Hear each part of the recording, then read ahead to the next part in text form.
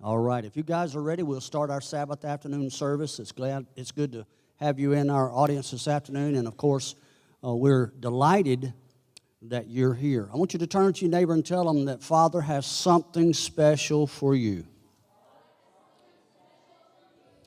Amen. Why don't you just stand with me and let's invite the presence of the Creator into the house. I believe with all my heart, as we've said so many times over the years, that every Sabbath is a divine appointment, and if we believe that, then we should have an air of expectancy about us. We should be able to, with that air of expectancy and the confession of our mouth, we should be creating an atmosphere for worship.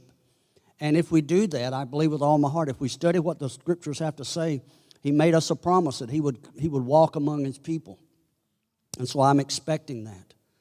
And I believe with all my heart that if you have that same passion, that same desire, that He will meet you on the level of your particular need. And so if you will, let's just invite His presence. He's a gentleman. He will not force Himself on us. But I do believe that if we create that atmosphere, if we begin to praise and worship, that He will walk among His people. And so help me make Him welcome. Father, we bless Your name. We thank You that You provided a venue for us. Before the foundation of the world was laid, Father, You set in creation a season that was set aside for Your people so that we could come and gather in front of You and be able to receive from You, Father, the things that's necessary for us to continue our lives. Father, You made a covenant promise with Your people that the Sabbath would be a sign between us forever, and we thank You that as we come together on this Shabbat, that there is an opportunity for us to be conformed more into Your image and be transformed in the process by the Word that is deposited on the inside of us. You're knitting Your people together. Father, You said to Jeremiah that before he was even formed in his mother's womb that You knew him. Father, You know that your body is scattered across the earth, and You promised us that in the latter days that You will begin to regather the outcasts of Israel. Let today, Father, be part of that ingathering, and let us be collectively raised up into a level where we will become an example to the rest of the world, and they will surely see that our God is still among us. And we give You praise for that. We thank You for the opportunity to praise You and to magnify You this afternoon.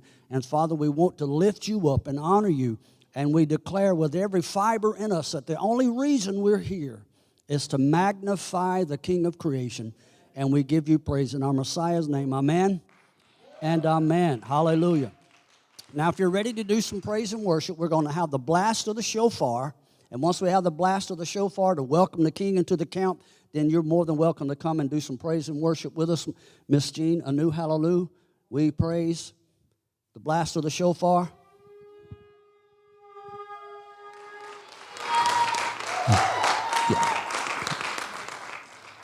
You can be seated. You know, it's kind of exciting when we get to come together in these kind of venues on the Shabbat, because we know beyond a shadow of a doubt that there is a spiritual kingdom being built. But I found over the course of the years, if you study not only biblical history, which we kind of would connect with spiritual history, we know that if Father is literally going to build a spiritual kingdom, sometimes I have to tear my kingdom down. Amen. The things that I'm building for myself, the idols, the things that seem to have more preeminence and significance in my life than what He is attempting to do, sometimes those idols have to be taken down, right? We also understand that there's physical kingdom going to be built, and there's nothing, I don't care how loud the enemy rages, I don't care how much he shakes, but like it or not, he's going to build his physical kingdom here on the earth. He's going to build a tabernacle here on the earth, and He's going to establish His people once again. And I know that there's a lot of naysayers, a lot of individuals out there. They're probably, if you look at it from the natural, far more against us than what they are with us. But if you look at it from a spiritual perspective, it's exactly opposite. And if He's going to build His kingdom, we know that Israel is the center of that. It's going to be the capital of the kingdom that He's going to be building on this earth. And He's gathering those that He would populate that kingdom from the four corners. How many of you believe that? I believe that with all my heart.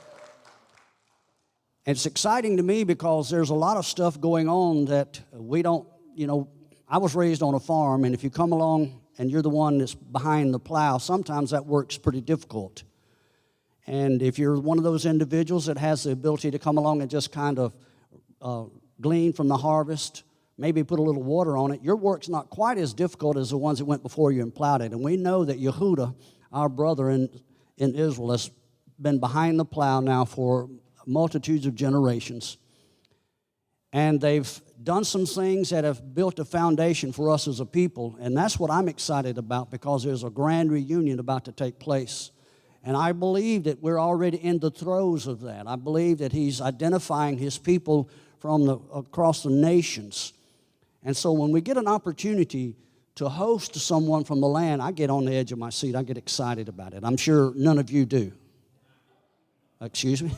I do. I get excited about it. And it's interesting today because, being a student of the Hebrew language, today he has sent us his helper, Eliezer. And it's a privilege to be able to have Eliezer Braun in the house. He's close friends with another dear friend of ours, David Rubin, and we had the opportunity to host David back in Mississippi and here. And so a friend of David's is a friend of ours, and a friend of the king is a friend of ours. And we're here to serve him today, to give him a platform to share what Father's dropping in his heart. And I want him to know that it's an honor for us to serve those who serve our King. And so I want you to help me make welcome Eliezer Braun. It may take a minute to get things set up, but I want you to help give a great Pacific Northwest welcome. Let's hear that 12th man that you guys always brag about in your sports venues. Let's give him a great welcome. Let him know how much we appreciate him being here. Well, let's hope that you feel that way after I speak. I like to joke a lot, even though what's going on in the Middle East, what's going on in our lives in Israel is very serious. Can I pull down that wooden chair? The knees are shot.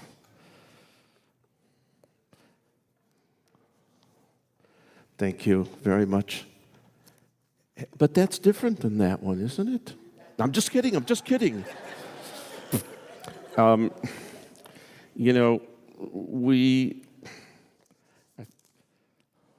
always have a hard time figuring out where to start, but I have a much more difficult time figuring out where to finish.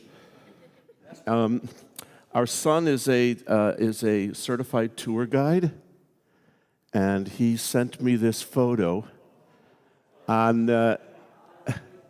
Yom HaAtzmaut, on Israel Independence Day. And God, that circle up there is so small, I can't figure out how to. Oh, I love, computers, technology, it's always a love-hate relationship. Now I can't even find the mouse. Mouse, where are you?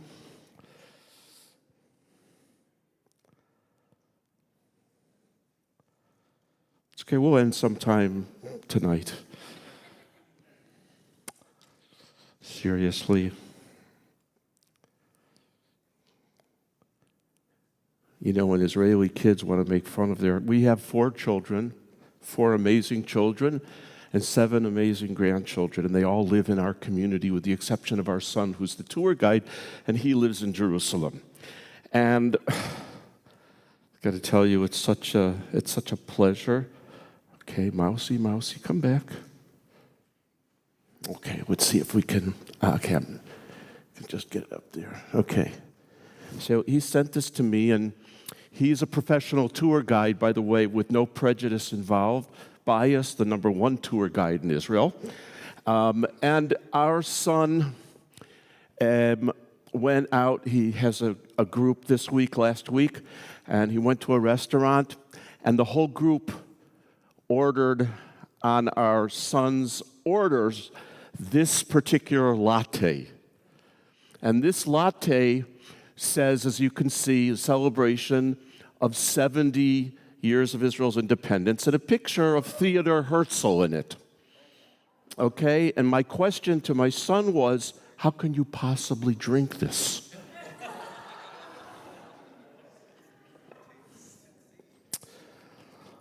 I always like to start out with a joke. So as you know, in Passover we say, "Ma nishtana halayla hazeh mikol haleilot," why should this night or day be different than any other day? So I'll just tell one joke. And if you laugh, which means you're not Norwegian, because the first time I spoke in Norway years ago, is anyone Norwegian here? And ultimately, I always insult someone. But the first time I told a joke in Norway, this is their response. They're a very, very refined people.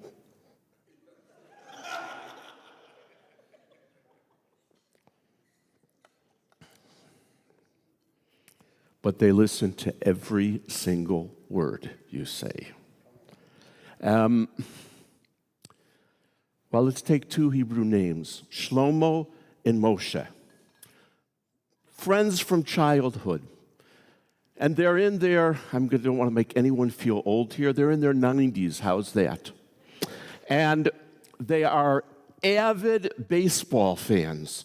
And they make a pact with each other. Whoever gets to heaven first is going to check out the baseball situation and report back to the other one if they play baseball in heaven. So as it turns out, Moshe passes away first. And a week later, he dials up from heaven. Okay, don't ask me how. His friend Shlomo. And he says, I've got good news and I've got bad news. The good news is that they play baseball in heaven. The bad news is that you're playing first base on Friday.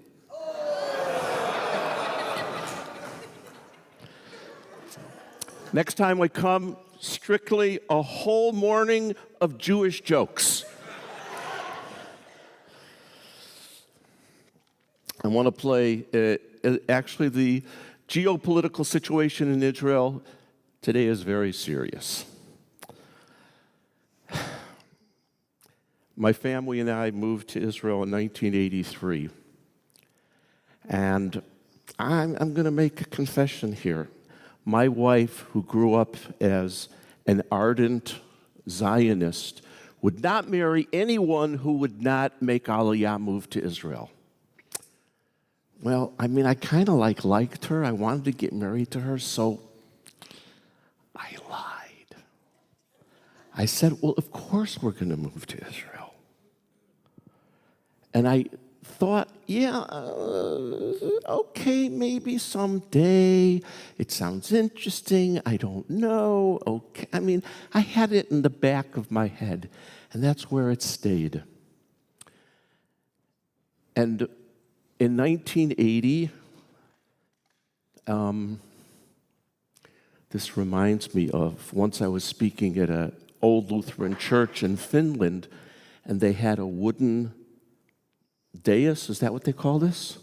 And I get very, animated and excited sometimes, and I go like this. The person in the audience said, you may want to be careful, because look at the date that the carpenter made this wooden, whatever it's called. It was from the 9th century. Yeah, it's pretty amazing. I didn't do that again. And in 1980, I'll never forget it, we were sitting in our beds, and all of a sudden, I sat up with my back against the backboard, and I could actually do that now. Oh, hi, there's an audience up there. The body is a sanctuary. We look at it as being a sanctuary. So I've just added a lot of sanctuary. And I sat up in bed and I turned to Ellen and I said, you know what? It's time to go. She turned to me and she said, that very day she came to the conclusion we would never make Aliyah. Yes. And I'll tell you, the first we made Aliyah, it took us 3 years to save up a little bit of money. And, now you have to rob a bank in order to buy something in Israel. Things are just so so expensive. but if we're going to rob a bank, I want to have you do it and take the responsibility, the chance of being incarcerated instead of me. Now, I know that a lot of you have a very, very idealized vision of what it's like to live in Israel. But let me tell you, it's tough. It's not easy. We've had 13 members of our community killed by terrorism.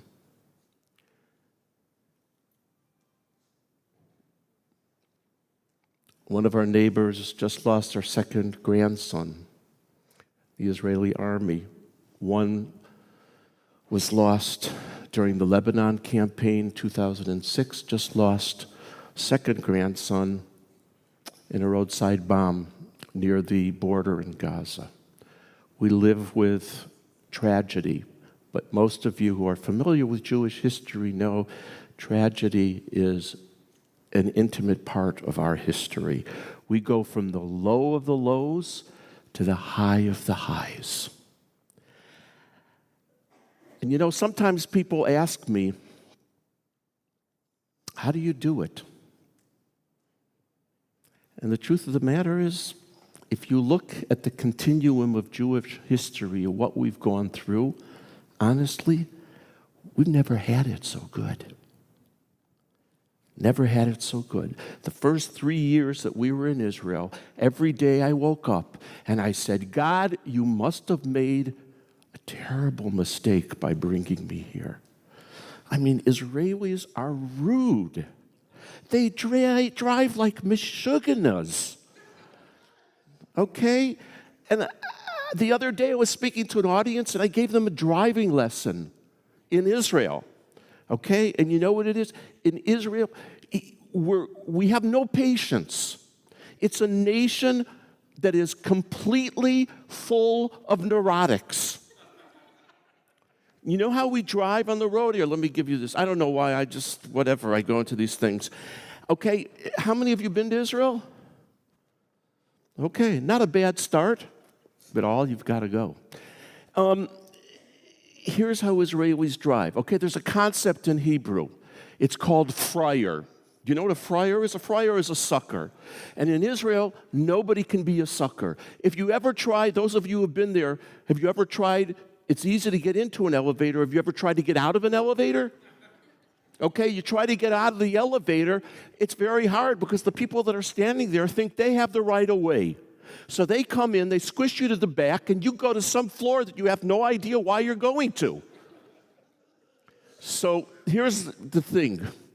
Now, you've got two, by the way, is everyone here a friend of Israel? Okay, if there's a terrorist here, would you please identify yourself and raise your arm? Okay, that's good. But I'm watching you. Here, you've got a car over here. It's a 2-lane highway. You've got a car here and a car back here. He wants to switch into this lane. Okay, now if he puts his lane signal on and he moseys over, what does this car do? Because he doesn't want to be a sucker, doesn't let him in. So I'm giving you driving lessons. If you come to Israel, this is what you need to do. When you decide you want to switch lanes, you put that flicker on and you get over there immediately. Because in that case, this driver back here says, I'm not a friar, I'm not a sucker. He just didn't give me enough time to move, and cut him off. When did this whole Israel thing start for me? I grew up in a very, very liberal Jewish home. I think if you were to compare it to a denomination within Christianity, we would probably be Presbyterian or Episcopalian. Very liberal Jewish family. We were so traditional that on Yom Kippur, we would go to the synagogue, and then after services at about 12:30, 1 o'clock, we'd go back to my grandmother's house, and she would take out a delicious, huge, big piece of ham.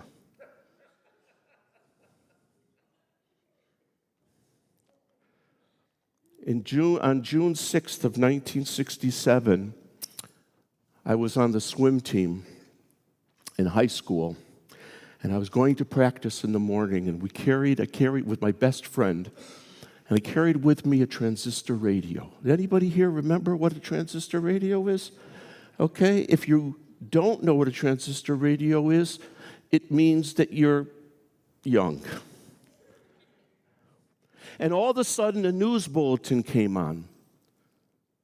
They announced war broke out in the Middle East. Israel was at war. And I got off of my bicycle, Schwinn bicycle. How many people here remember those big fat fenders they had on their Schwinn bicycles? Right now, I don't know what protects the wheels because there's basically, there's like these little minuscule things that they've got. I got off of my bicycle and I raised my hands to heaven and I said, God, if you protect my people, if you protect my land, I promise you that one day I will go and live in Israel. Okay, now that's amazing because my family, we weren't Zionists. And if you took a globe and you turned it around 100 times slowly, I wouldn't even be able to tell you where Israel was. And that's because we believe that in every person, and I believe this extends to you, there is a spark. And when God sets that spark off, it's time to come home. And I believe that every Christian that has a Bible sitting in front of them, the spark is right there in the pages. And I've seen people come up to me and say, I just opened up my prophets last night and it just hit me. Okay? It's all about Israel. It's all about what God's going to do. I want to play a video. Okay, I'm in my hate relationship with my computer. I don't want to deal too much with politics today, but this is such an exceptional video that it warrants being played. This is Andrew Clayton on The Culture. In an effort to bring peace to the Middle East, President Barack Obama has proposed that Israel should return to its 1967 borders in exchange for being annihilated by its enemies. This would be an extension of the brilliant 2005 trade-off in which Israel gave up control of the Gaza Strip in return for being relentlessly attacked by rocket fire, while Palestinians voted to give leadership in the territory to Hamas, a terrorist organization bent on Jewish genocide.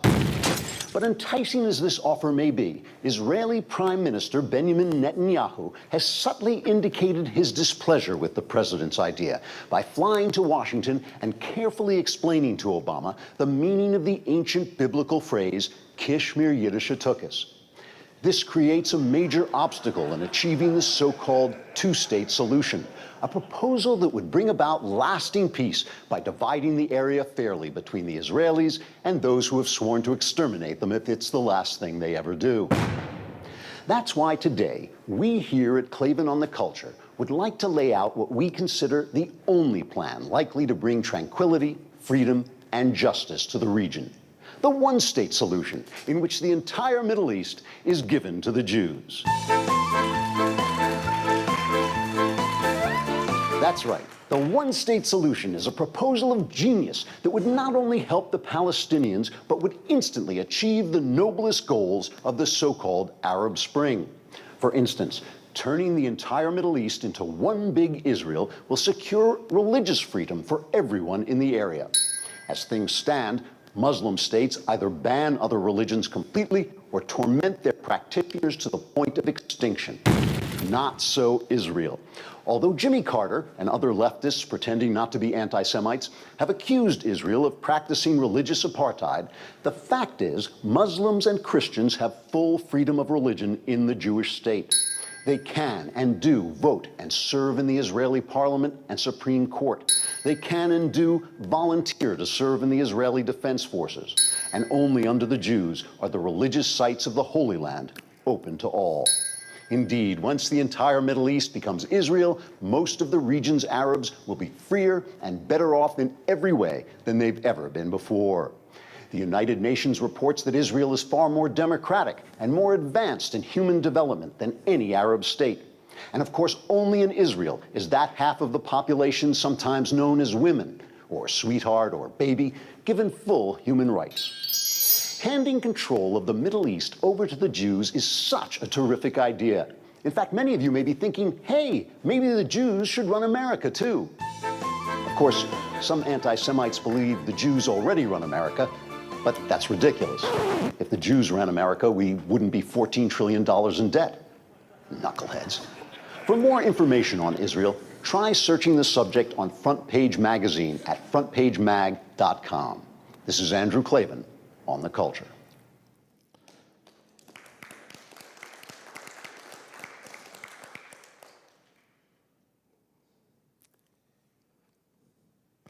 Okay. Everywhere I go, I promote this ministry. Steve has been on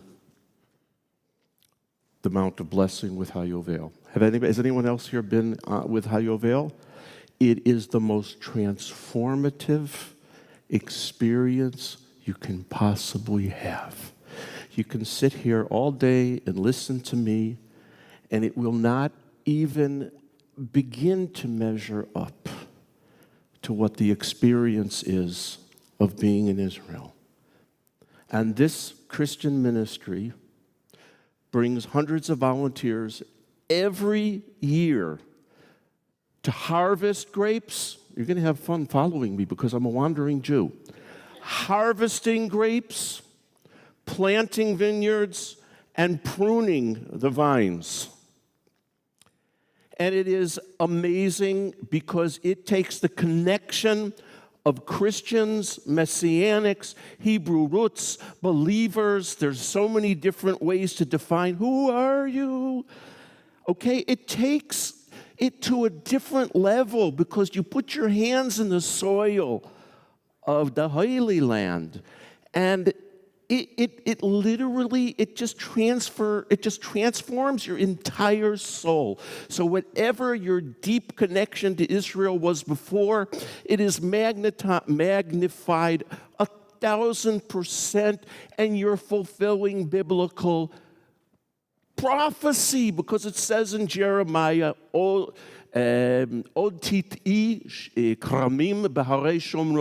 you shall yet plant vineyards in the hills of Samaria. And it also says in Isaiah that foreigners will be your vine dressers. Did I wake you up? I'm sorry. It's a technique that I have perfected over the last 25 years. And here they are planting, and I just love it. Ellen, my wife, and I, the artist back there, 41 years she's put up with me. She's an amazing person. I mean, look at this. This, to me, is the essence of what I refer to as a grand reconciliation between the older brother and the younger brother. Okay? The church blew it for 1,700 years. And they did the exact opposite of what Yeshua preached. Didn't preach hate. He didn't say go out and destroy the Jew. He said bless them. And it's all about ego. It's all about, unfortunately, the church thinking that they can steal the identity that God gave to Israel. We didn't choose to be part of the promise that he made to Abraham to be restored to the land. Believe me, it has cost us dearly, and we pay the price every day. We sacrifice every single day to fulfill that. People have sometimes the wrong impression. Okay? The chosen people, it doesn't mean that we're better than anyone else. It just simply means we're different. God has a covenant with each and every single person that He has created on this earth. And it's a matter of finding what your purpose is and living it out. Israel as a group, as a nation, was given the purpose to be restored to the land of Israel, to show, not for our benefit, but to show that God is God and that God keeps His covenants. And this is what I say everywhere I speak. If Israel is, God forbid, destroyed, eliminated, if the Jew vanishes from the face of the earth, then the church has the worst problem in the world, because it means that God is a liar. It means that God does not keep His covenants with us. So why would He keep His covenant with you? Either have a covenant or a non-covenant keeping God. And I'm telling this in a church 2 days ago in Damascus. By the way, that's Damascus, Oregon, not Damascus, Syria. And half the people in the church had never been exposed to this before are like, someone came up to me afterwards and said, I don't understand. Everything that you mentioned makes perfect sense. Why didn't I hear it from my pastor? So I said, what are you asking me for? Look at, how come this is not working? Well, you know it's because it's shut off. Look at, I don't want to talk too much about politics. And there are many people who say, oh, Eliezer, you can come and speak, but we don't want to discuss politics. Well, excuse me, I'm not discussing, Israel's not political.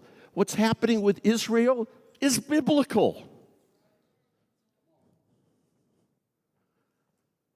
And of course, many of us hear people say, you know, there are two sides to every story. Excuse me, there are not two sides to every story. If you think that there are two sides to every story, it means that you have lost the moral clarity to tell the difference between good and bad. And Isaiah says it perfectly. We are going to reach a point where this planet, people are not going to be able to tell the difference between bitter and sweet, between good and bad, between light and dark. He's not talking about light and dark outside. He's talking about light and dark in the human intelligence. And we have a responsibility to differentiate, to sift through the lies, and to reach the truth. And this is one indication of the truth. The difference between us and those that want to harm us, deliberately use their children as, I get a little passionate, use their children as cannon fodder. And they put their civilians, their children, their wives in the front of the battle. They store their weapons and their explosives and their missiles right in the midst of a civilian population, so that they can turn around and they can blame Israel for being I served 20 years in the Israeli army, and that was without this. And I can tell you, it is the most moral army on the face of the earth. Do we have incidents where our soldiers do not act properly? Yes. But you know what? They go to court, and they have to face judgment. And they do go to jail if they abuse their power.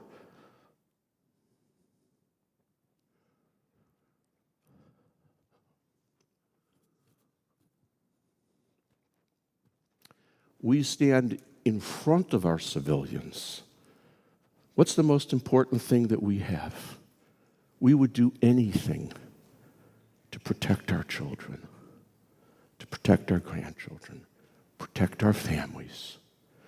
And that's where the differentiation comes between us and them. This is not a battle between Israel and the so-called Palestinians.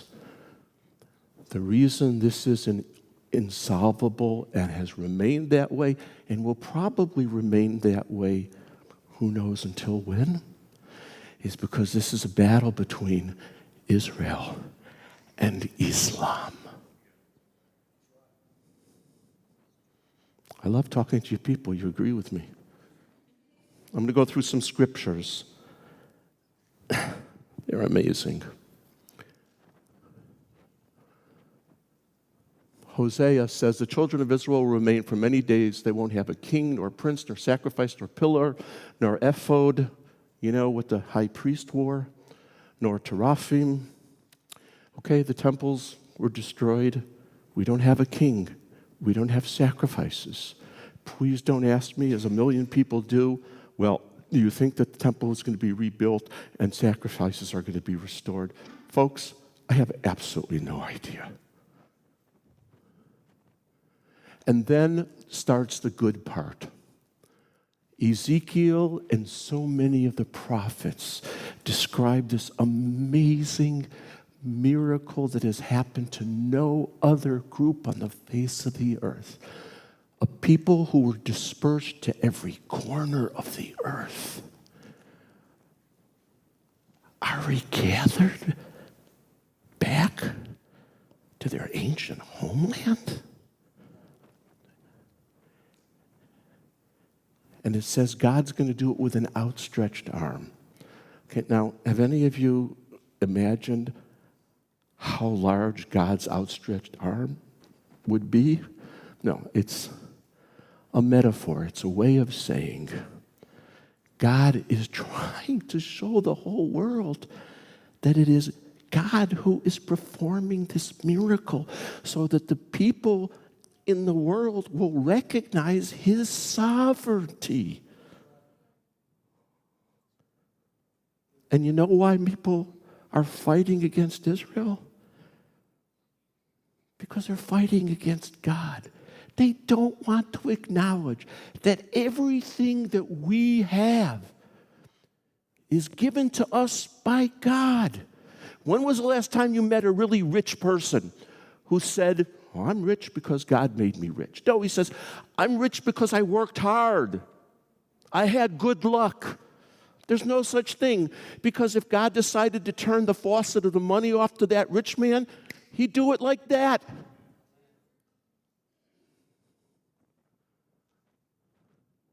Every day they come. Every single day. Why is God doing this amazing miracle of restoring right now Judah? Oh, there's a much better miracle, much more grandiose miracle that's coming, because Israel's going to be returned. And I asked myself, people ask me, so why do you leave your family, which is not easy? I mean, we built an extension to our house for our youngest daughter, son-in-law, and 2 grandchildren. Sometimes I come down in the morning, that's how I wake up in the morning. And they're opening up the refrigerator and taking food out of it. And I'm like, what's wrong with your refrigerator? You've got the exact same food. So our 6-year-old granddaughter says, yeah, but Saba, that's grandfather, in Hebrew, the same food tastes much better by you and Savta. We buy it in the same place, the same shelf. Anyhow, what was I talking about? Oh, yeah. Why is God performing this miracle? Because he's not doing it for us. He's raising a banner to the nations. Okay, just think about, remember those airplanes that fly in the sky and they carry those banners behind it? Well, God has this huge banner which is on the largest plane, magnified 100,000 times, to announce to the whole world. He's doing this because he's sending a message to the non-Jews, to the nations of the world, to recognize God and his sovereignty. Who has heard anything like this, saw anything like this? Is a land born in one day, a nation born at once at Zion, both experienced birth pangs and bore her children? What's he saying? How many women here, please men don't raise your hand, how many women here have given birth? Okay, well, when I asked that question in Finland, all the men raised their hands. And I said, I think it's time for a new translator. So what's Isaiah say? Isaiah is saying, if I, God, want to, I could have a woman go through 9 months of pregnancy, labor, and delivery in one day. And when the time comes, that's what I'm going to do with the nation of Israel. And there was a lot that built up to it. However, the partition, quote, of Palestine was declared by the nations of the world in one day. And that land was divided up by the United Nations into an Arab state and a Jewish state. And people forget. We accepted it even though the borders were indefensible and we did not have control over the old city of Jerusalem. They rejected it. And now, what do they want? They want to go back to 1948 and accept it. Well, excuse me, it doesn't work that way retroactively 70 years later.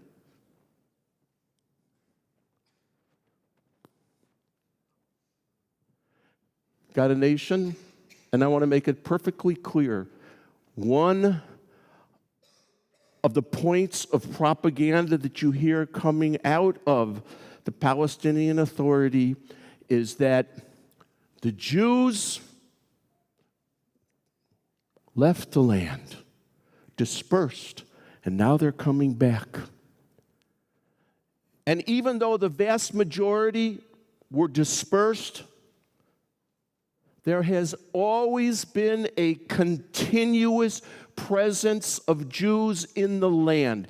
It has never, ever since the time the crossing of the Jordan River and coming into the land, Israel has never been Judenrein.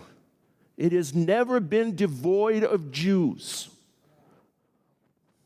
And that claim of theirs kind of goes along with the claim that, did you know Jesus was a Palestinian? Mary was a Palestinian. Their leaders say that, which is insane. How could he be a Palestinian? Palestinian comes from Philistines. Okay? The Philistines were the bitter enemies of the Jews. Yeshua was a Jew. What, was he cohorting with the bitter enemies that were trying to destroy the Jews?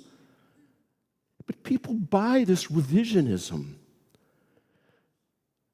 The country wasn't even called, the name wasn't changed to Palestine until the year 136 after the birth of Jesus. So we got a little bit of chronological error here. Okay? Anyhow. Okay? So we've got a nation. We need people. A lot of Jews in this country, they don't want to make Aliyah. They give money. And it's important to give money. But you know what? I don't care if you give $20 million. It does not even begin to add up to every single person that descends the plane and makes Israel its home. Because we can survive without their donations. We cannot survive without people.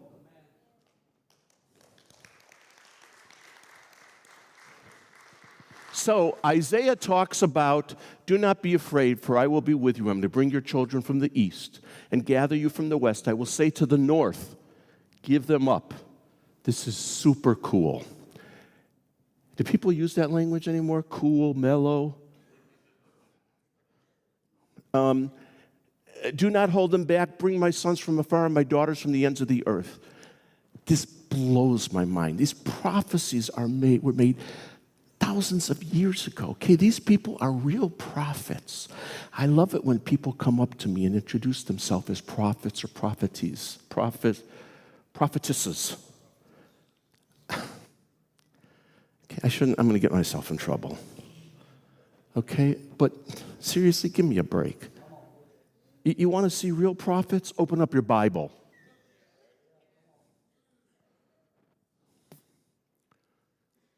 Give them up. I will say to the north. What was in the north that we got a stream of, to this day, still going on? Well over 1 million people. From where? Russia, the former Soviet Union.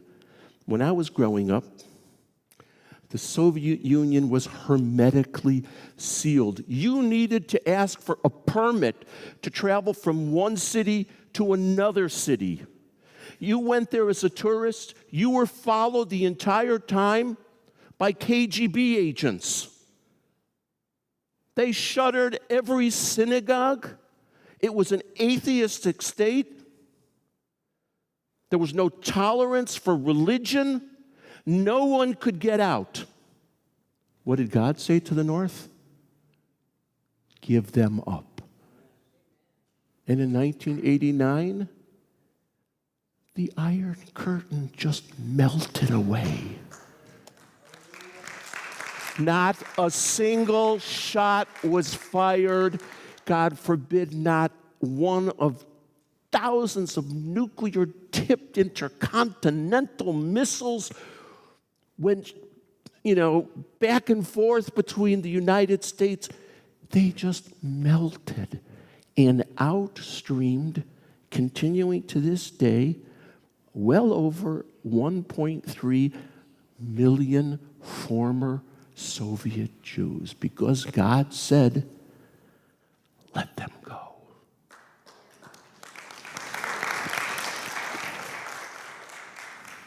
For then I will convert the peoples to a pure language. They all call them in the name of the Lord to worship them in one accord, okay? When you go to Israel, you go to a Reform, conservative, Orthodox, traditional, Messianic congregation. What unifies us? What unifies all? The ethnically, culturally, language diverse population of Israel, because we've come from every corner of the earth. What is our common language? Boker Tov, Eliyahu. That's what our kids say when they want to make their parents look like idiots. Good morning, Elijah. I know it's not the same in English. But it says they're going to speak a pure form of Hebrew, which implies that they could have spoken an impure form of Hebrew, because when Hebrew was mixed with all the different languages of Europe, a new form, impure form of Hebrew was formed. It's called Yiddish. And if you're in Portugal or Spain, Ladino. But what does Zechariah say? Oh, no, you're not going to be speaking Ladino. You're not going to be speaking Yiddish. You're going to be speaking the Mamalushan. You're going to be speaking Hebrew.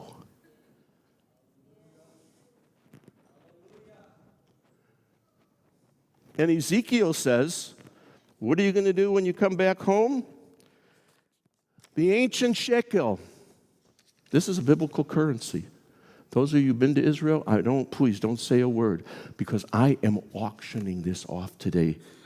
$5,000. Do we have a taker? I have a taker?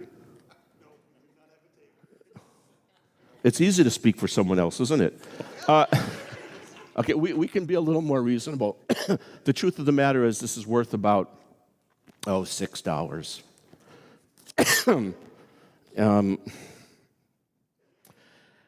Sometimes our son, who's a tour guide, he'll go and take a group to an archaeological site, and he'll go like this on the ground, and out will pop, not a shiny, but an old shekel from 2,000 years ago.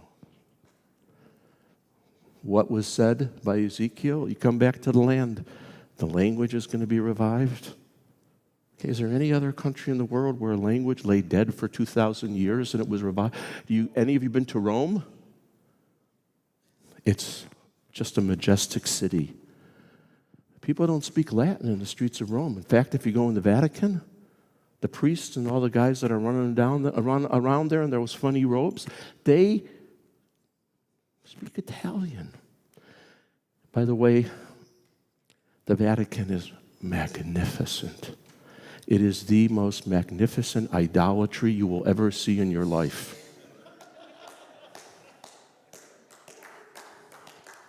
Okay, if you ever decide that you think that the idols will provide you with what you want, that is the place to go.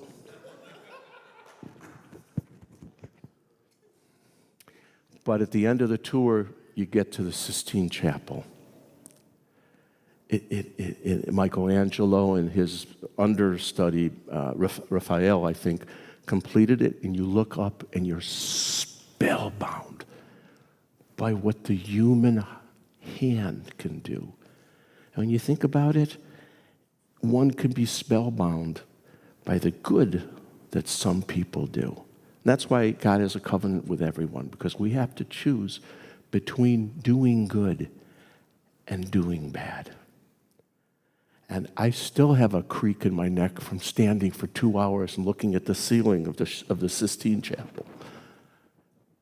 No, I'm just kidding. And here's my favorite part of the prophecies. This is simply mind-boggling.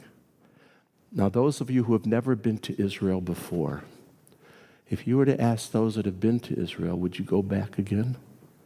You know what they'll say? Blink of an eye, I'll go back again and again and again and again. Flying into the coastline of Israel is not like flying into the coastline of New York or, forgive me, Seattle or Portland or Salem or wherever I happen to be this morning. It's not the same. And whenever you see the coastline of Israel, everyone is awake. You know, when I take off, I'm usually asleep. And when I land, I'm usually asleep. And occasionally, whatever they call it, the stewardess on the plane will come over and say, hello, sir, but you're the last one here. It's time to wake up. But when you fly into the coastline of Israel, everyone else, I've been back and forth hundreds of times. It never gets tired because there's something so special about seeing that coast. Because you know you're coming to a place on earth which is special beyond expression. And one time, I'm on the right side of the plane, and there's a Christian tourist group, you know, the ones that have all those silly labels on them that mark them to be abused and ripped off because they're announcing they're tourists. They're on the left side of the plane, and they see the coastline, and it's like 150 people stand up. And I'm on the right side of the plane. I stand up and I say, I'm really glad that you're excited to see the coastline of Israel.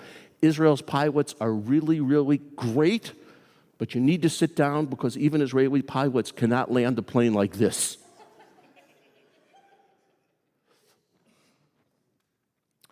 This is amazing. Look at the promises of Ezekiel, the Bible, that when Israel comes back and they touch their hand on the land, it is going to produce the most amazing fruits and vegetables. The cities are going to be rebuilt and better than they ever were, and in the same places. and have the same names as the ancient cities. And I'm looking, I'll get to that in a minute. This is a picture taken in 1909, 109 years ago, when the first group of Jews got together to build the first subdivision, housing division in Tel Aviv. Seriously? You can still go today and take sand and put it in the palm of your hand, and you can open up your fingers. Every single granule will fall through. That's how dry the land is. Seriously? How is it going to sustain people? Where's the water going to come from? How are we going to grow fruits and vegetables? Now, some people would give up and say, no way. I mean, Mark Twain said, whoever would want to live in this malaria-infested land? Duh. But you see, this is unique about us. Where we find an impossible situation, we don't raise our hands and give up. We take it as a challenge. We find a way. And that's why today we're shipping fruits and vegetables all over the world. My parents, before they passed away, lived in San Diego. I would go into an A&P, or a Piggly Wiggly, I like that one, in San Diego. That's halfway around the world. I would find Israeli fruits and vegetables on the shelves when they've got citrus groves right up the street. And I would ask people, why do you bring in fruits and vegetables? Why do people pay extra? So the guy, that puts out the fruits and the vegetables, the guy that takes all the bad stuff, puts it on top and puts the good stuff down at the bottom, we all know, right, that we have to search down to the bottom, get our own personal submarine and get down there with a periscope and look. He turned to me and he says, because my customers that come in say that the Israeli fruits and vegetables taste much better than the ones that we make just a kilometer up the road. Why? Because God said, God will say that later. The world, and unfortunately, you are the exception. You understand the role that Israel plays in your faith. Church is not like that. You are what I refer to as the remnant.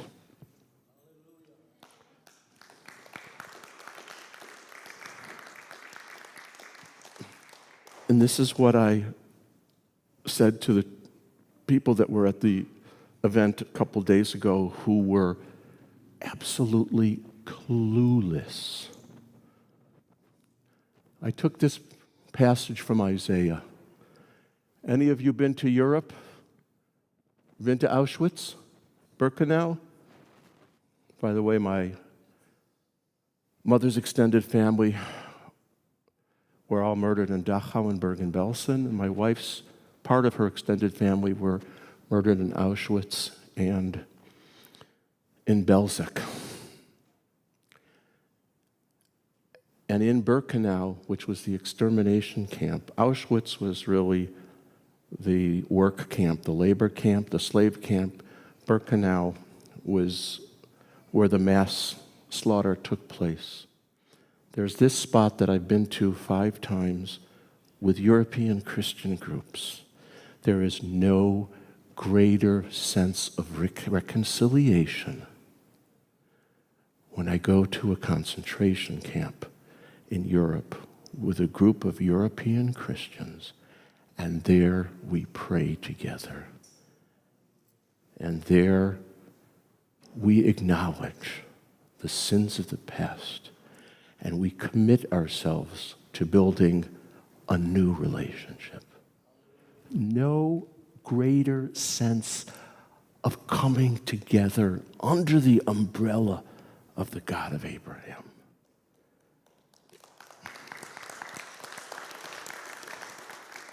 So you've got to picture this. You've been on Har Bracha. A day or two before I travel and meet my European Christian friends, I pick up little stones from the Mount of Blessing, and I put them in a Ziploc bag. And when we get to this spot, you see the stones that are on here? Okay, you probably know why Jews, the tradition is you put a stone on a grave marker, because that's indicative of the fact that that person is remembered, has not been forgotten. So you just have to picture this one at a time. The last group I went with, I think, was about 35 people. I take out this little pebble or stone, and each person takes it and goes and puts it on the memorial marker. There are certain experiences that you have in life which are amazing. They just bind us together. And why do I travel and speak for the last 25 years? I got news for you. I don't have any Jewish friends left.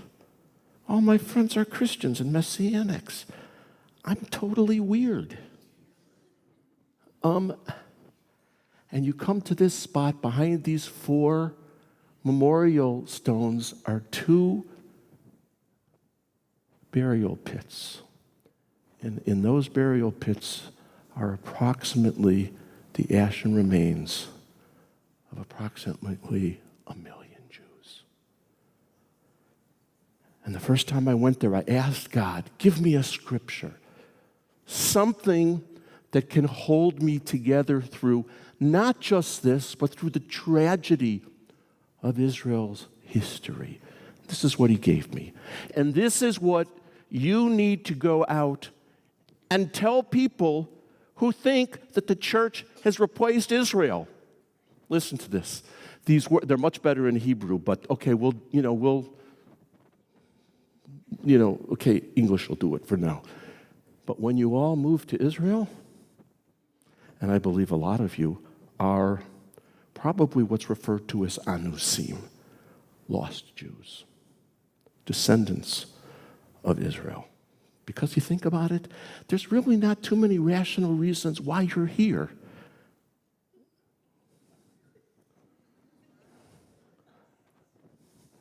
Okay, don't go there. We'll be here until 5 o'clock. Shall a woman forget? This is what you say to those who insist on replacement theology, that the Jews have been rejected and that the church is God's new bride. Shall a woman forget her sucking child from having mercy on the child of her womb? In other words, can the world get so evil that a mother will forget to breastfeed her newborn baby? Yes, Isaiah says the world can reach that depth of depravity, or whatever the English word is. But it doesn't matter how evil the world gets, God will never, ever abandon you, Israel.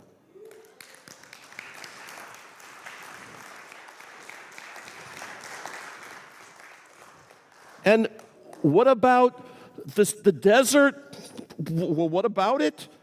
I mean, is Mark Twain right? Ain't nothing good about this land over here. Or is God right?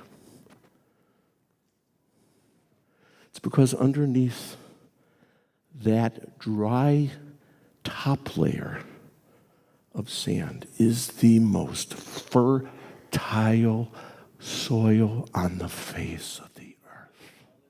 And that's why this, in 1909, looks like this today.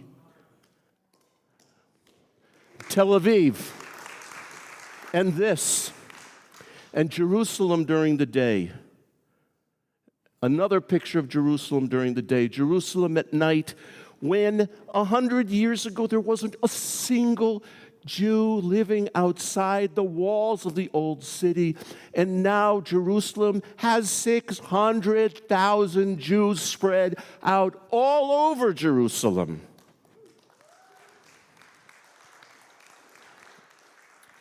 Those who came, whom Jacob, not Judah, Jacob, what's the name of the country?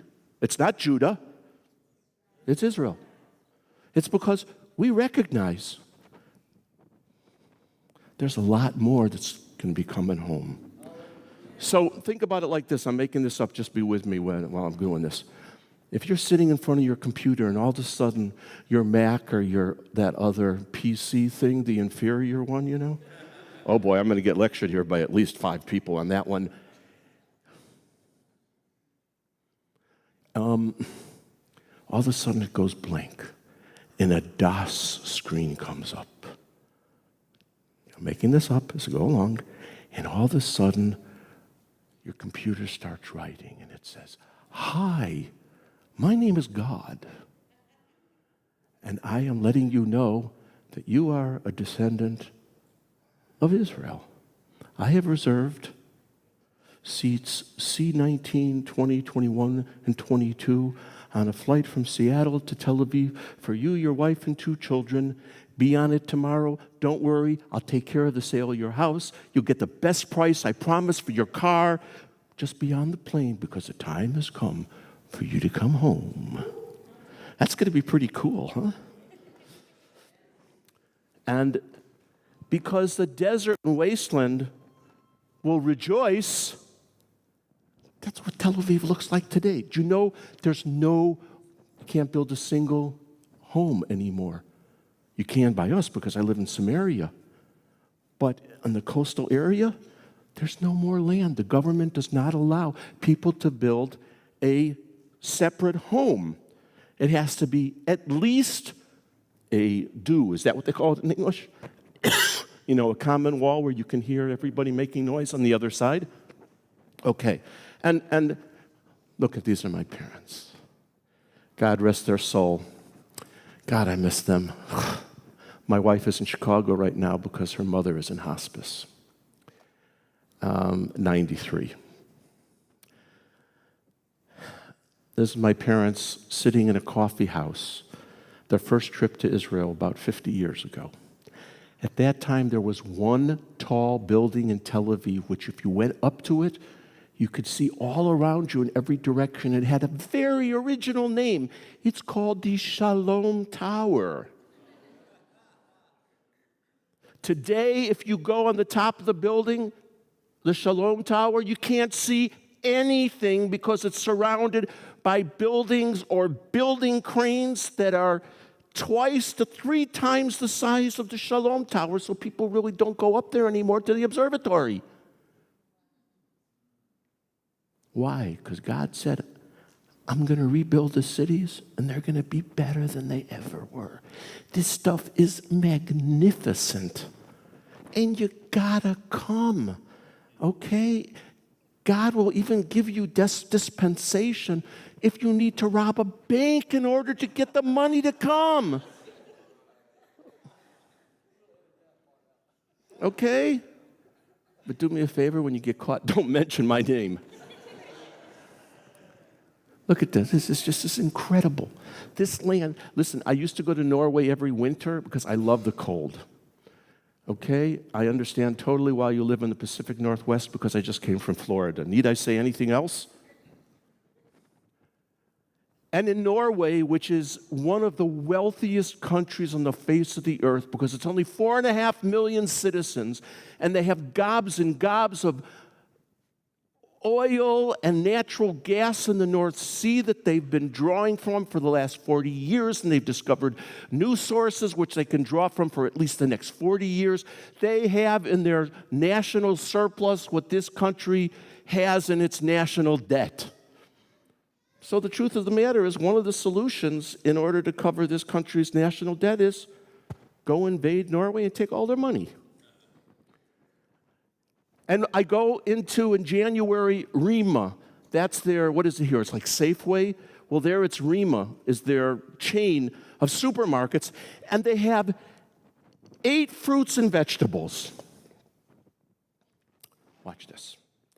Of those 8, red peppers from Israel, green or yellow peppers from Israel, watermelons from Israel, grapefruits from Israel, oranges from Israel, because all year round, this is what it looks like.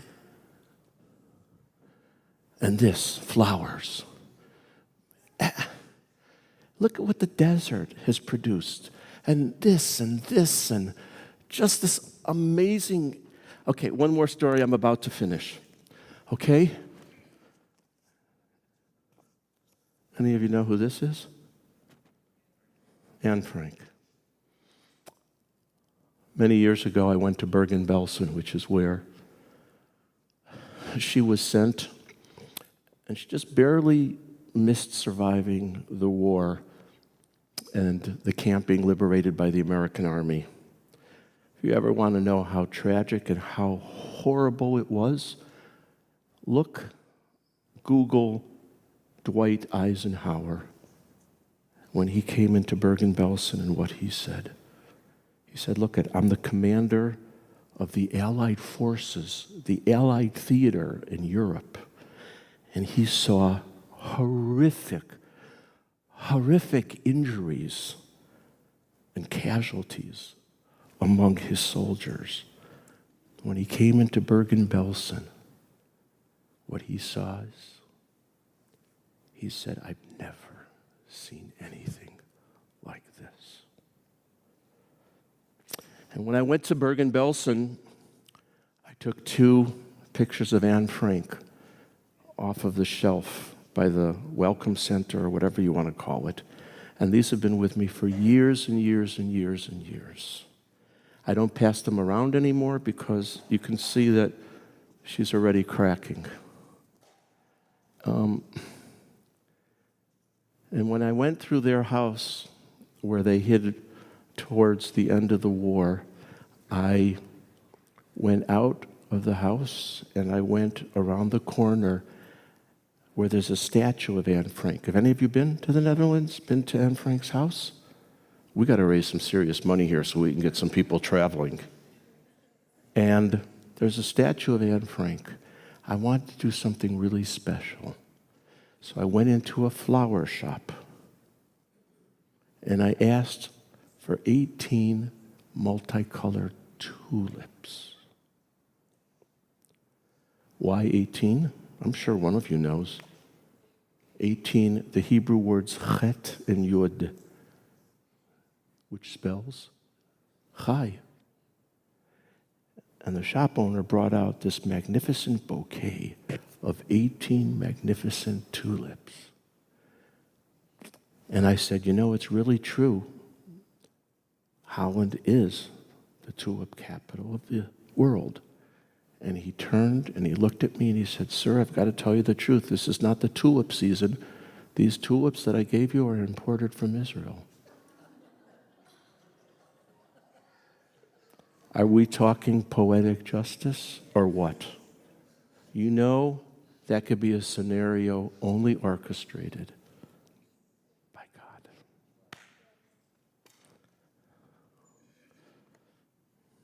Look at this. The greatest empires in history that produced amazing poets and literary agents and philosophers and the first vestiges of democracy in Rome. Militarily, they, excuse me for using the word, most of these at various times in history were so powerful, they raped the world. They are nowhere. They are all on the dustbin of history. But the Jewish people, who were victimized by all of them, the least logically to survive, survived. Because God made a promise to Abraham that he's going to keep a remnant alive. And when the time comes, he's going to return them to the land. It's stunning. It's amazing. And let me tell you, to carry an Israeli passport, this is not my passport. It just has my name and my photo in it. I carry this for all those who didn't have the opportunity to come home. We live in a privileged generation. And like I said, if you look at the continuum of Jewish history, we never had it so good. We've got our own nation. We've got a strong army. Our politicians, But we not only survive, we thrive.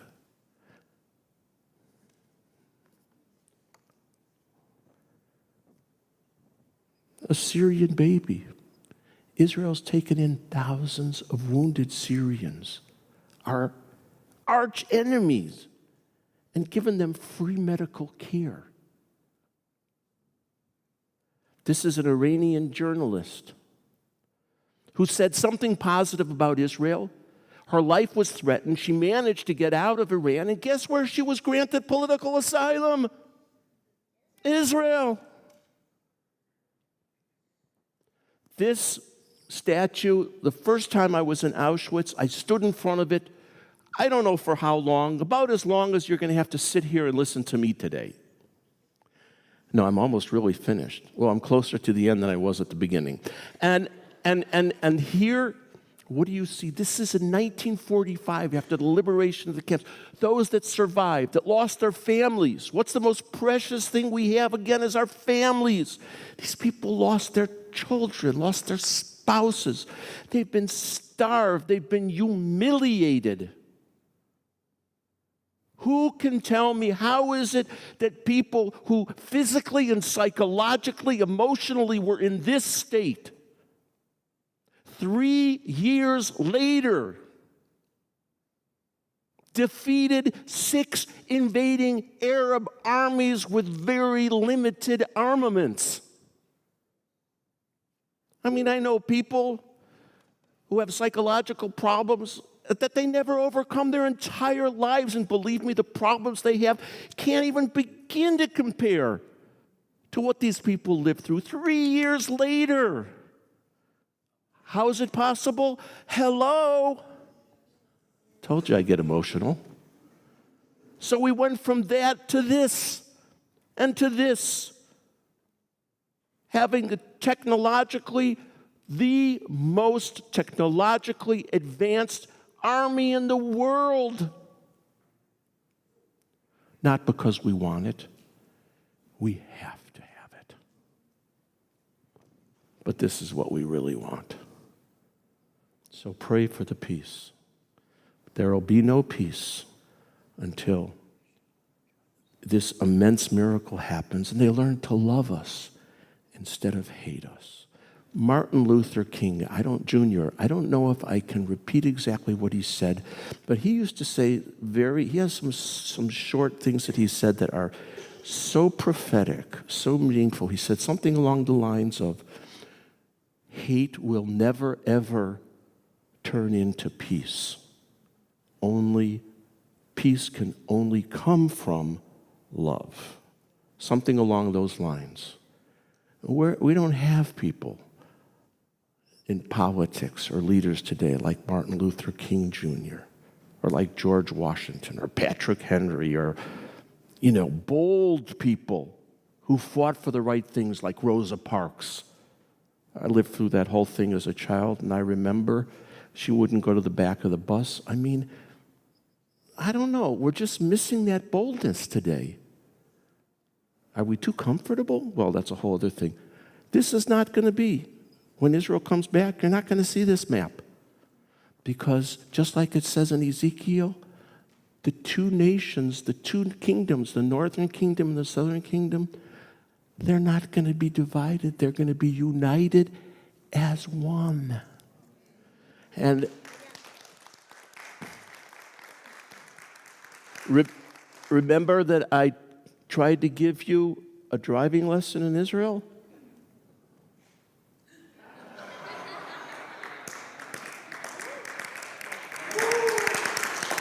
If you don't obey the rules of the road, somebody's going to flick the switch, and all those waves are going to come down on you.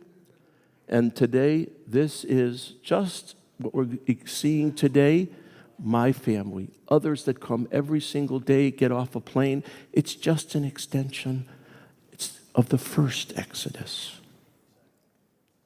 And this blows my mind, because this is a picture which really illustrates where we've been and where we've come to. We've never lost faith. Sometimes people say to me, well, why are Jews that live in Israel secular? Don't they realize that God has made this all happen? And do me a favor, don't ask me that question. Because you see this Israeli soldier? As far as I'm concerned, if she says she doesn't believe in God, she just doesn't know the truth. But by virtue of the fact that she puts on a uniform and defends the state of Israel, shows that she's sunk in God. She may not know it consciously, but it's there. Besides, who can really define what secular is? Who can really define what is godly and who's religious? I want to just show you a little, it's a very short video of the amazing country that I live in. By the way, any of you want to have one of those lattes? Buy a ticket. I'm only one call away. I'll be there to save the day. Superman got nothing on me. I'm only one call away. One unit has become legendary, the Israeli medical unit. We did everything that we can to be as fast as possible on ground. Israel's only the world's 152nd biggest country, but it's always one of the first to send disaster relief all over the globe. No matter where you go, no, you're not alone. I'm only one call away. The earthquake in Haiti. I'll be there to save the day. The tsunami in Japan. Superman got nothing on me. The typhoon in the Philippines. I'm only one call away. Save a Child's Heart brings children with life-threatening heart defects to Israel for cardiac care. Save a Child's Heart brings children from all over the world. From Ethiopia and Iraq. From Syria. Tanzania. From Sudan. Gaza and Palestinian territories, even when these countries are actually at war with Israel. Save a Child's Heart volunteers and doctors transport and treat these kids in Israel free of charge. I just wanna see you smile. No matter where you go, you know you're not alone. I'm only one call away. Innovation Africa brings Israeli technology to rural African villages. Volunteers have built schools, Superman got nothing on me. medical clinics, I'm only one call away. And change the lives of over 750,000 people by providing tools for solar power and clean water. When you're weak, I'll be strong. I'm gonna keep holding on. Israel goes beyond its borders to save a life. Change the world. Make a difference. Israel is more than just a country. Israel. It's people helping other people. When you feel like hope is gone, just run into my arms. I'm only one call away. The Israelis came from the other side of the world. I'll be there to save the day. No one except the Israeli hospital has taken any of our patients. Superman got nothing on me. I'm only one. I'm only one call away. I'll be there to save the day. Superman got nothing on me. I'm only one call away. I'm only one call away.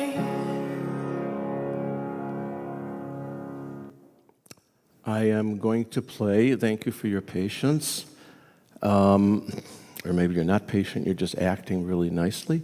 I am going to play, it's a 17-minute video clip of my wife's art, and I have to be a beneficiary of an extraordinarily talented Hebrew calligraphy artist, and that's why I was able to retire from organized work. I don't have a board of directors over me anymore, woohoo! And independently go around and speak, and we support our travel and our family through her artwork. So enjoy, I hope. People are often interested in our life and lifestyle and how scriptures and these pictures connect to us today. I'll use the cycle of the year to help explain. Here's parting of the Red Sea, which reminds us of Passover and how we sit telling and retelling the story of the Exodus. This creation evolved by writing the entire book of Exodus. We're constantly connected to our past, feeling as though we were there by reliving and retelling the story every year, making it real for today. As you can see, I love what I do. I love living in Israel. Song of Solomon is the first of all of these microcalligraphy artworks that I created. It expresses God's love for his people. Song of Solomon is actually read on the Shabbat that falls during Passover. After Passover, we celebrate a holiday for modern-day Israel, Yom HaAtzmaut, Israel's Independence Day. Here we have the design that combines the flag of Israel today with the outline of the map of today's Israel. It's created using the words of the Israeli national anthem, Hatikva, the hope. The focus of this image and the anthem is the land of Zion. Jerusalem is highlighted in the center with the Star of David created using the ancient walls of Jerusalem instead of the standard blue star. I wrote Hatikva, the Israeli national anthem, 156 times because the letters of the word Zion, Zion, break down letter by letter and equal the number 156. After celebrating Yom HaAtzmaut, we continue to the next holiday, Shavuot, or Pentecost. This piece is Tree of Life. Its design is created using the entire book of Ruth. The flowers and the grass are the book of Ruth, reaching King David here at the bottom of the tree, under and supporting her roots. Here's an opportunity to explain the difference between my microcalligraphy artwork and other artists' micrography, who execute a watercolor painting of Ruth, cutting sheaves of wheat. The piece an entire watercolor painting. But where's the writing? Only Ruth's braid contains text, written in black ink. Perhaps the text continues in the border as well. A beautiful picture, but only a small portion with text. Here, the entire text is the composition, and the composition is the text. The tree trunk is filled with the words sung as the Torah scrolls are returned to the ark after the week's portion is read. She's a tree of life to those who hold on to her, and her supporters are joyous and given peace. Encircling the entire tree is the blessing of Sarah, Rachel, Rebecca, and Leah that continues with a beautiful blessing for the entire family. Woman of valor. The words of Proverbs 31, 10 through 31, create these biblical women. We start with the matriarch Sarah. Miriam is next to her, depicted singing praise to God after crossing through the parted Red Sea, the Passover story. After Passover, we fast approach the holiday of Shavuot, during which the book of Ruth is read in the synagogue Shavuot morning. Here is Ruth gathering sheaves of wheat. Continuing is Queen Esther. The story of Purim shines through her, a story of redemption. Purim is celebrated a few weeks before Passover. Then there's the prophetess Devorah, the fairest of judges and guiding light for all of us throughout history. May these women of valor bring a lifetime of continuing inspiration to each of us. It's written 30 times, 12 plus 18. 12, the aged girl begins her journey to become a woman of valor in her own right. Plus life, chai, 18. If you've been to Jerusalem, you've seen the beauty of what has been built or rebuilt. But you know that the wall, the Kotel, is what remains after the destruction of the temple 2,000 years ago on the 9th of Av, the Jewish date that falls in July or August. 70 names of Jerusalem, Yerushalayim, written in gold, hovers over the ancient western wall. Jerusalem has 70 different unique spiritual names. I wrote these names in glowing gold microcalligraphy to create the word Jerusalem here. May Jerusalem of gold be completely rebuilt soon in our days. The original of this design is actually an embroidered satchel that I made for our second son-in-law's prayer shawl, then created this artwork from it. Jerusalem Star of David, Psalms 122. Pray for the peace of Jerusalem, Psalms 126, verses from Zechariah and Isaiah and more. Isaiah 62:1. I've set watchmen upon the walls, O Jerusalem. Take no rest until he makes Jerusalem a praise in the earth.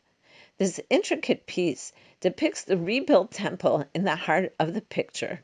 Jerusalem, forever the center of the world, the center of our hearts. As you know, the Jewish year is a cycle. We've shared the holidays, starting here with Passover, reaching the saddest day, the 9th of Av, and the destruction of the temples. But then our attention turns again to joy and new beginnings, a new year, Rosh Hashanah, that will, God willing, bring us many blessings. Verses from the deep, heartfelt prayers recited on Rosh Hashanah, the new year, create these pomegranates. I inscribe these blessings 17 times. May you merit the fulfillment of the 18th time, the number that signifies life, this and every new year. We begin in Shabbat and every holiday with candle lighting. These graceful Shabbat candles are created with Proverbs 31:10 through 31, woman of valor. The flames are created using the beautiful blessing for the physical and spiritual health of the family. The halos of light surrounding the flames are the blessings for the children. The halo on the right is the blessing of Ephraim and Manasseh for sons. The left halo, the daughter's blessing of Sarah, Rachel, Rebecca, and Leah. I'm so blessed to bestow these blessings on our children and grandchildren every week. Down the center flows the blessing recited while lighting the Shabbat candles.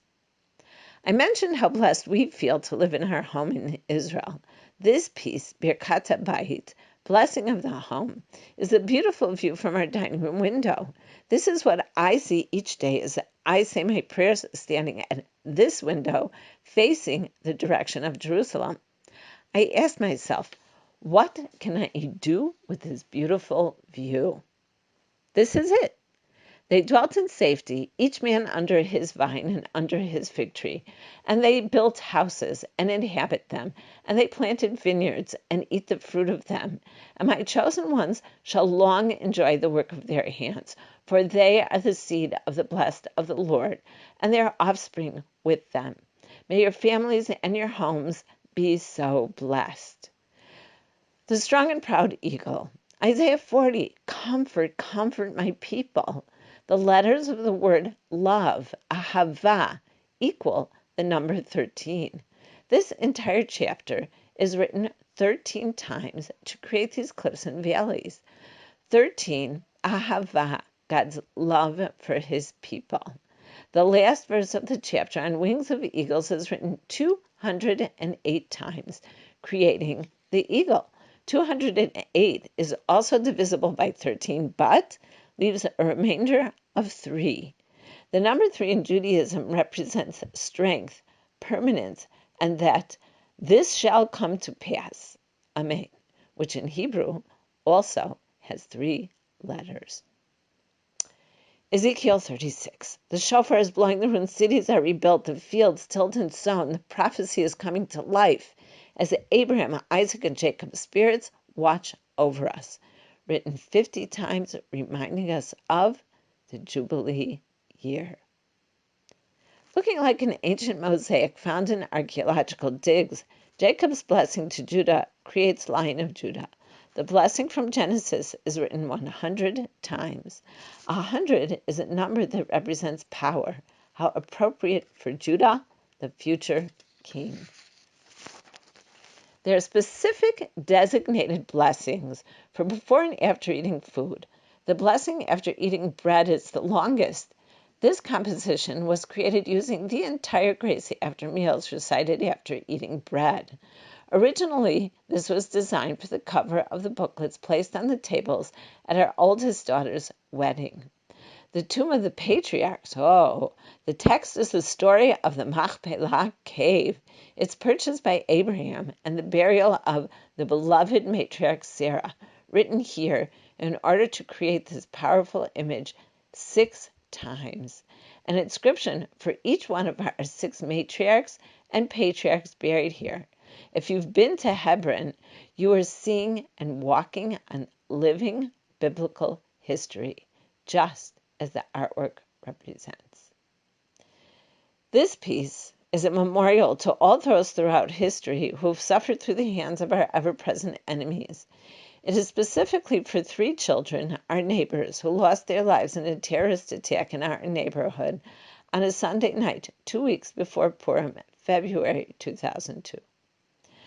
Throughout the centuries, Jews have prayed for the day when we will return to Israel from all 4 corners of the earth, when the light of redemption will be upon us. We see the passages from Isaiah, passages that speak of comfort and the day of redemption, forming the people dancing and streaming towards Jerusalem rebuilt, the temple rebuilt. We see the twinkling stars in the sky, reminding us of the blessing. The day will come when we will be as many as the stars in the sky. All these passages bring me comfort and peace of mind in difficult times. Psalms 18. King David wrote Psalms 18, Chai, life, to thank God for teaching him to be victorious in battle. It's a song of deliverance. Just as David rose up successfully against his enemies, this tank represents our present struggle against those who want to destroy us. Psalms 18, which means life, is written 3 times, which again is a number that represents strength and guidance to successfully fight our enemies. May we always continue to be guided and delivered safely from the battle against those who are determined to destroy us. Blessing Israel. I will bless them that bless you, and in you shall all the families of the earth be blessed. This design is of the famous Israeli cactus, the sabra, in beautiful bloom, prickly and tough on the outside, sweet on the inside, just like Israelis are known to be. This is actually the only piece designed with both Hebrew and English. The almond tree, Jeremiah 1, 11 through 12. And the word of the Lord came to me, saying, What do you see, Jeremiah? And I said, I see a rod of an almond tree. And the Lord said to me, You have seen well, for I hasten my word to accomplish it. As the verses express, Jeremiah saw the branch of an almond tree bear with no bloom, symbolizing the fact that the prophecy God shared with Jeremiah would come to fruition quickly. The destruction of the temple, if God's word was not heeded, but also rebuilding in the future. The almond branch in bloom represents the continuation of God's promise and prophecy, when the Jewish nation, Am Yisrael, will bloom, returning from all 4 corners of the earth to the rebuilt temple and ruined cities rebuilt. May we enjoy the beauty of the blooming almond tree, as well as the blooming of the fulfilled prophecies soon in our days. Amen. Dancing for joy, the words from Purim read from the scroll of Esther. LaYehudim hayta ora v'simcha v'sason ve'ikar. Dance across the page, along with these carefree figures representing the joy and fun experienced on this wondrous holiday. This brings the holiday cycle we began full circle, as Purim is 1 month before Passover. My very first paper cut, surrounded by the ancient fortified walls and magnificent gateways into the city of Jerusalem, the majestic third temple rises. The 10 Commandments, Hear, O Israel, the Lord is our God, the Lord is one. Verses depicting the land, the Eretz, Zvat, Chalav, Dvash, the land flowing with milk and honey. Isaiah 52, Awake, awake, put on your strength, Zion. He has redeemed Jerusalem, and all the ends of the earth shall see the salvation of our God. Psalms 122, pray for the peace of Jerusalem. Isaiah 66, the heaven is my throne, and the earth is my footstool. What house could you build for me? And it shall be that the new moon to new moon, and from Shabbat to Shabbat, all flesh shall come to bow down before me. These are part of the microcalligraphy text cut into the delicate thin lines of the filigree weave of stars. My newest piece, the second paper cut, Creation. Each day, each heart vibrantly carries us to the next, expressing its individual creation and existence with that day's biblical text, creating the heart's design. Each heart flows from one to the next, bringing us full circle as the cycle of the weeks and seasons evolve. Each week, Shabbat glows golden, full of blessings, centering each of us as we celebrate the gifts God has bestowed on us within the world and universe He created. Now for some fun. Noah. The building of Noah's Ark and the animals brought on board create these colorful pieces. We all know that the animals were brought on board 2 by 2, one male, one female, but it was different for the animals designated as kosher. 7 male, 7 female of each of these animals were brought on board. Therefore, the scriptural text is written 7 times. I say a prayer first thing in the morning after waking. Modeh ani, I give thanks. Thankful for the return of my soul to my body. Many parents recite this short prayer of thanks for their small children each morning, and they recite it with them, as I did with our children, and they now do with theirs. Each night before going to sleep, I say the Shema. Hear, O Israel, the Lord is our God, the Lord is one. While reciting the first line, traditionally one covers one's eyes in order to concentrate. As you can see here, all the animals are covering their eyes, except for the hippo, who's already sound asleep. Here we have the entire world is a very narrow bridge. The important thing is never to fear. Here you see all the different animals playing together, the giraffe and the elephant creating an amusing bridge. So much to learn from these words and so much to teach our children and each other. The entire book of Jonah read on Yom Kippur is written in all forms of sea creatures, swimming and floating along with Jonah in the belly of this frolicking whale, written 3 times for the 3 days and 3 nights Jonah spent having a whale of a time. And I've had a whale of a time sharing all of this with you. May any of these pictorial scriptures that you hang on your wall inspire and strengthen you for years to come, so that you don't have to remember everything I've said. With any purchase you make, you receive a full description, more detailed than what I've shared with you here today. Thank you so much, and blessings to you.